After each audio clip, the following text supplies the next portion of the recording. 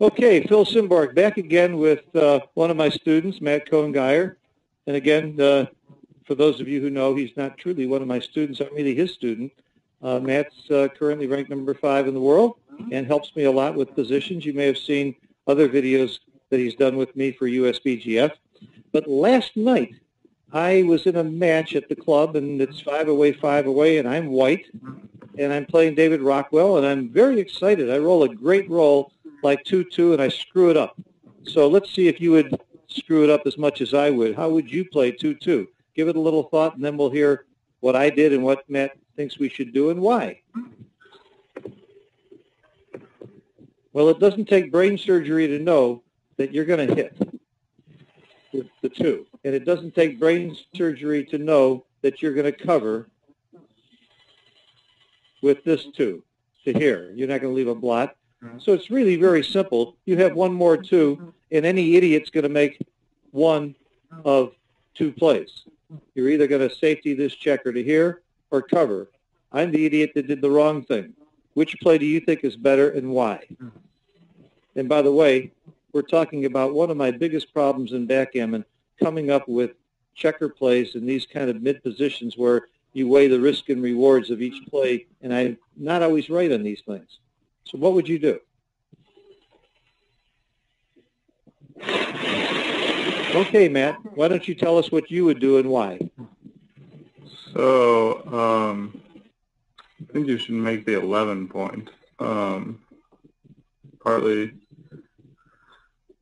2 major factors here. One is that your opponent is on the bar, and the second is that you have him outboarded. You have 3 points in your board. He only has 1 point in his board.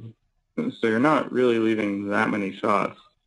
It's only 5-1, 2-1, and 1-1. And you have a pretty big gain when it works.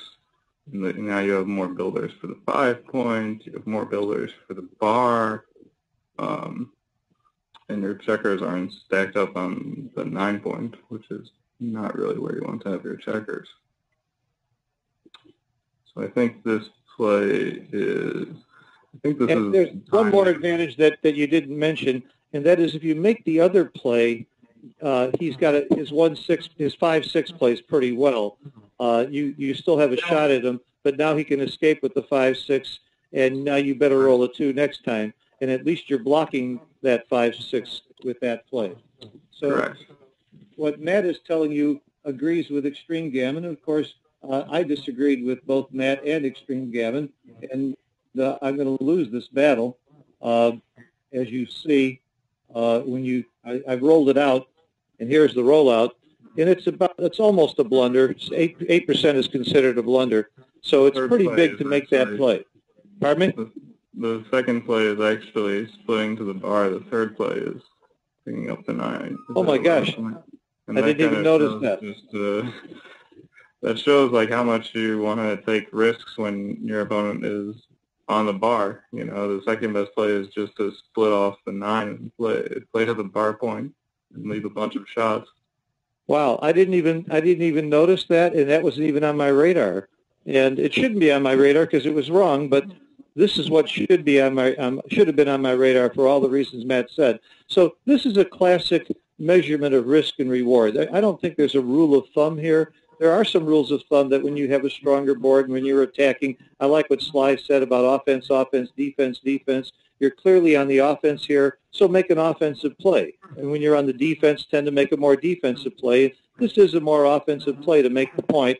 Let me show you the final. Than it would be to play so safely as I played. You don't need to play that safely. So maybe that rule of thumb is a good one to apply here. But you're really measuring risk and reward. What Matt's saying is take a little bit more risk because the reward is much bigger to have these builders here, to have another point made, to be able to shoot at him with 6s if he comes in with a 5 and stays there, to have more builders for your bar point this way because now you've got 6s and 4s instead of just the 6s without the 4s here for making your bar point going forward. You've just got a much neater position this way. And, of course, something we didn't talk about, the cube's in the center, and if things go well here, you're probably more likely to be able to give the cube than if you make the safer play that I made, if things go well. Anything else on this one, Matt? No, I think that's all. Okay.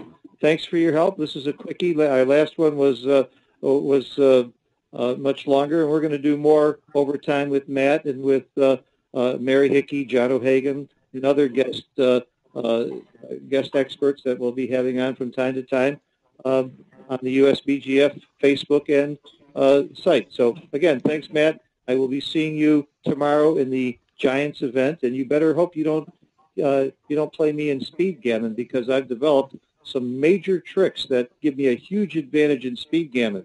Unlike most of the guys that you'll be playing, I'm not going to waste my time counting the pips, and I'm not going to waste my time on cube action. I'm just going to flip a coin. So I'm going to have a big advantage in speed gammon over you and everybody else. So better be careful against me tomorrow.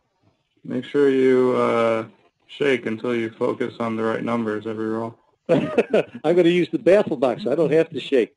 See you tomorrow, and thanks a lot for being so helpful, not just on this position, but anytime I have a real problem, Matt's there for me. I send him an email, and easily within 6 months, he emails me back with the answer. It's really helpful. Thanks again. Usually within 5 months.